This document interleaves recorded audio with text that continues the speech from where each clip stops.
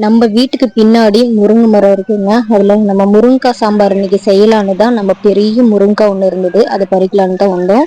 பக்கத்துலேயே எப்பவும் போல நம்ம வழக்கமா நம்ம கொய்யாப்பழம் செடியில 2 பழம் நல்லா பழுத்திருந்தது. சரி மயில் குட்டிக்கு பறிச்சுட்டு போகலாம் அப்படின்னு 2 கொய்யாப்பழத்தையும் பறிச்சிட்டேன். நல்லாவே பழுத்திருந்தது. நேற்று நல்ல மழை பெஞ்சதுக்கு நல்ல ஒரு பழுத்து ஒரு கொய்யாப்பழம் கீழே விழுந்துருச்சு.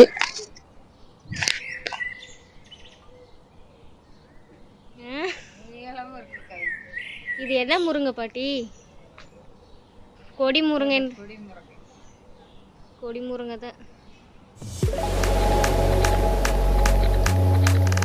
முருங்கைக்காய் சாம்பார் செய்வதுக்கு தேவையான பொருள் எல்லாமே நம்ம தட்டத்தில் எடுத்து வச்சிருக்கிறோம்.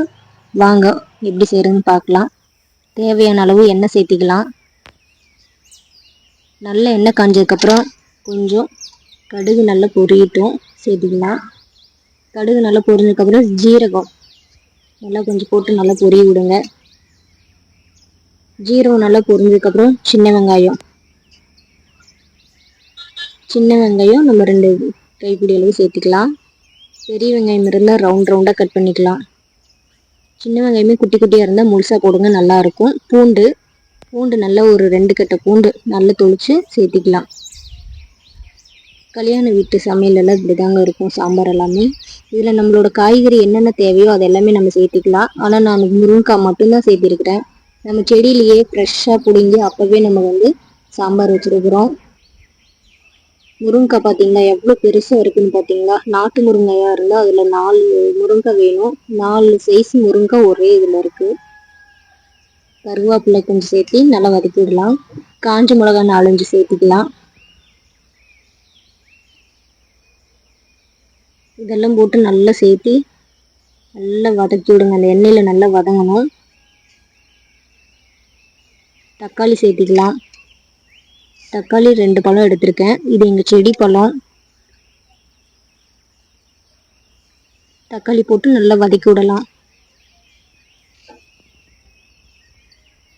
இந்த மாதிரி நல்லா வதக்கி விடுங்க. இதுக்கப்புறம் தேவையான அளவு உப்பு சேர்த்திக்கலாம். நல்லா உப்பு சேர்த்தி நல்லா வதக்கி விடலாம். இதுக்கப்புறம் நம்ம முருங்கையில் நம்ம கட் பண்ணி வச்சுருக்கோம்ல, முருங்கையை நம்ம இதில் சேர்த்திக்க போகிறோம். நல்லா முருங்காய் இதில் போட்டு அந்த எண்ணெயிலே நல்லா வதக்கி விடணும். அப்போ தான் நல்லா டேஸ்ட் கொடுக்குங்க. போட்ட மயத்துலேயே நம்ம மசாலா பொடி அது இதுன்னு போட்டு நம்ம இறக்கிடக்கூடாது. இந்த முருங்காய் நல்லா அந்த எண்ணெயிலையும் அந்த பூண்டு தக்காளியில் நல்லா வதங்குச்சுனா தான் பயங்கரமாக டேஸ்ட்டாக வரும். அந்த எண்ணெயிலே பாதி வெந்துடணும் அந்த அளவுக்கு.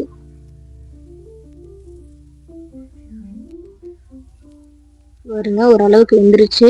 நம்ம பெருங்காயத்தூள், இந்த பெருங்காய கட்டியை 1-2 இடித்து நம்ம இதுக்குள்ளே போட்டிருக்கிறோம். பெருங்காயத்தூள் எல்லாம் அந்தளவுக்கு டேஸ்ட் வருமானு தெரியல. ஆனால் பெருங்காய கட்டி போட்டோம்னா அந்தளவுக்கு டேஸ்ட்டாக இருக்கும், வாசமாகவும் இருக்கும். நீங்களும் முடிஞ்சளவுக்கு கட்டியே போட்டிருக்கு ட்ரை பண்ணுங்க. சாம்பார் தூள் 2-3 ஸ்பூன் சேர்த்துருக்கேன். நல்லா போட்டு நல்லா அதிலே வதக்கி விடணும்.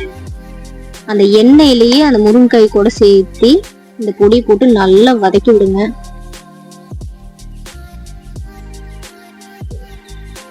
இந்த மாதிரி நல்லா வதக்கினதுக்கு அப்புறம் கொஞ்சம் தண்ணி சேர்த்திக்கலாம். நல்லா தண்ணி சேர்த்தி நல்லா ஒரு கொதி வரட்டும், மூடி வச்சிடலாம். நல்ல ஒரு கொதி வந்துருச்சு. எடுத்து பார்த்தா நல்லா கொதிச்சிருச்சு. இந்த மாதிரி நல்லா கொதிச்சதுக்கப்புறம் நம்ம பருப்பு, துவரம் பருப்பு நல்லா வேக வச்சு கடைஞ்சி வச்சிருக்கிறோம். நம்ம அதை இப்போ சேர்த்திக்கலாம்.